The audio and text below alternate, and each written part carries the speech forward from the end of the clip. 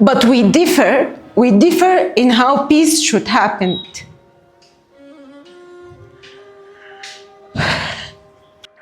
To Africa, to our brothers and sisters across this land of sun and sorrow, of drums and miracles, of wounds that learned how to sing, we say thank you. Thank you for seeing us.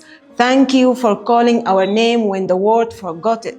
Thank you for remembering that Sudan is not a distant corner on the map. Sudan is an African heartbeat. Sudan is your family. Sudan is your reflection. But today, Africa, we come to you with honesty, because truth is the only thing strong enough to save a nation. If you search for Sudan's story, you will find not the one narrative, but many conflicting stories, fractured truths. A nation is speaking in different tongues about the same wound. But listen to us, Africa. This is not because Sudanese people have lost their morality. This is not because we are divided by nature. This because the war has lasted too long. It was not easy to see innocent people dying like a fowl, to see innocent people dying like there is no leadership in the land of Africa. We are begging the leaders of Africa to wake up for the people of Sudan. And it is not about Sudan, it's about the continent of Africa. This is the time for us to wake up for one another.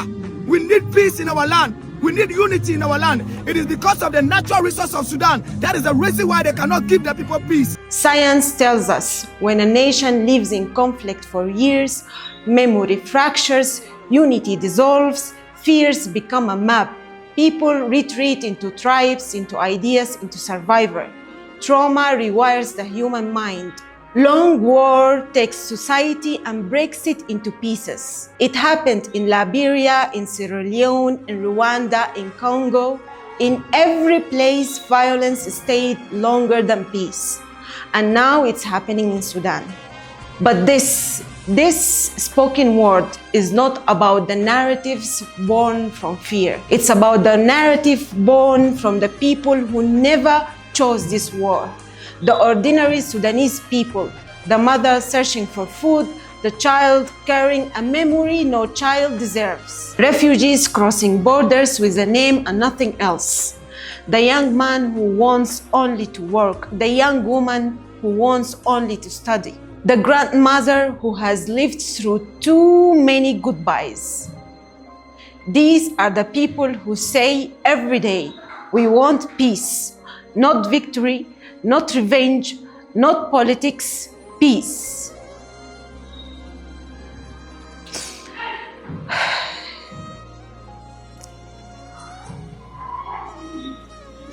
But we differ in how peace should happen. We differ because fear grew inside us.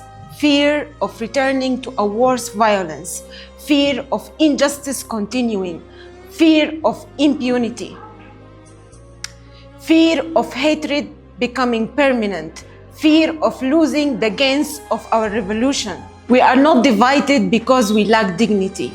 We are divided because we have endured too much pain, but this pain is not the whole story.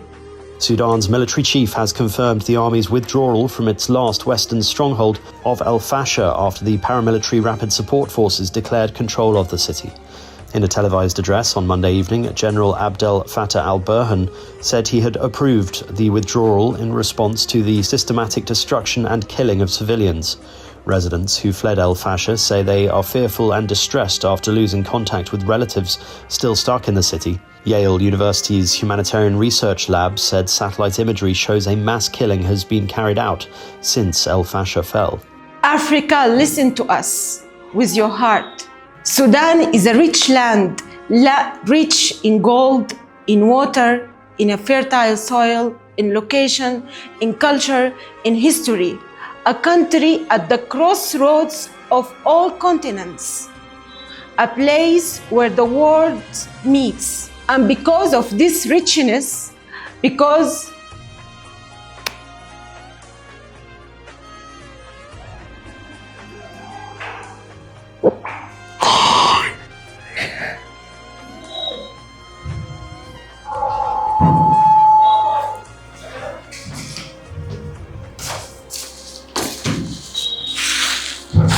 And because of this richness, because of our land, our resources, our position, many external powers developed greed towards Sudan. They interfered. They fueled our war. They saw in Sudan an opportunity to secure strategic depth. But here as well, we are not blaming the outside.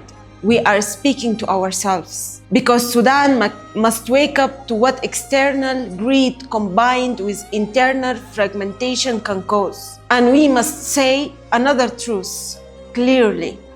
All armed factors in Sudan have committed violation, all of them. Ignoring any violation is giving permission for more violence. We have a long history of impunity in Sudan, a history that must end.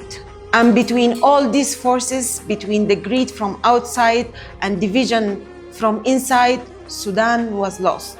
More than 150,000 killed, more than 50,000 missing, and more than 3,000 cases of rape, including children. 15 million displaced, 17 million children out of school. A nation turned into a wound, but wounds Africa can heal. If they held with enough hands, Africa knows our story, because Africa lived our story. You know what war does to families. You know what displacement does to dignity. You know what hunger does to hope. You know the cost of impunity, the weight of a delayed justice, the danger of letting trauma speak louder than truth. And you also know this. When one African country suffers, the whole continent shakes. War spreads instability. Borders feel the shock. Economies feel the strain. Humanity feels the cut. When one African country finds peace, Africa becomes stronger. Sudan's peace is Africa's peace. Sudan's fall is Africa's wound. Sudan's healing is Africa's rise. So today, Africa, we ask you with dignity, continue your solidarity, continue raising your voice, continue calling for peace, continue demanding justice, continue refusing impunity, continue pressing your governments to stop the flow of weapons, to ensure humanitarian access, to support accountability, to insist on protecting civilians. We ask this not as strangers, but as a family, because we are one. We are one continent, one people, one history, one future. From Sudan, we say, we are wounded, yes. We are fragmented, yes. We are traumatized, yes. But we still choose peace, and we choose Africa. When Sudan rises, Africa rises. When Sudan falls, Africa bleeds. So let us rise together. Let us choose each other. Let us choose the future. Sudan chose peace. Africa chose Sudan. And together we choose life. So I'm going to start. كل الوطن للناس، لا خاصة لا عامة، مهما العرق دساس، مهما العقيدة أساس، شرف الكتاب عيون في اللوح وفي الكراس، يا صاحي قبل الطير والدنيا شتوية، وهب العمر للغير يومية يومية يومية، شانهم زين أحلام ما تنداس، ما تنحرق بالشوق، ما تبقى منسية، شان نمشي مدرسته دي كل ولاد الناس، مرفوع عالي الراس، اسمه غنى ونظمه، اسمك ثلاثية، ده الكون شبر في الإيد، في الكتف طورية، أو لن تبي بلدك ولا الحرامية.